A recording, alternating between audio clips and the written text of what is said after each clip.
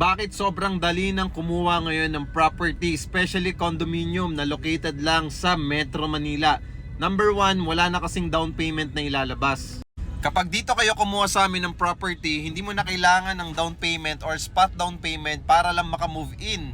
Ang kailangan mo lang ilabas for the studio unit ay 15,000 cash out only. Kapag 1 bedroom unit naman ay 20,000 cash out only. At kung 2 bedroom unit lang ang kailangan mo, 10,000 cash out only. At kung 3 bedroom naman, 15,000 cash out only.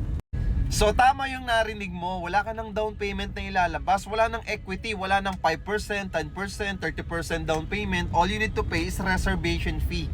Okay, ang maganda niyan, kami pang bahala mag-process ng Pag-ibig or bank financing loan mo. Okay? So less hassle na. 30 days process lang kay Pag-ibig at 30 to 60 days lang process kay bangko.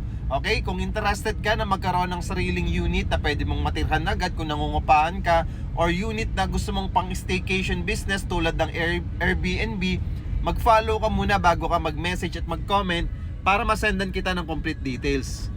At malay mo, ikaw na ang susunod na maging unit owner dito ng condominium property dito sa loob ng Metro Manila.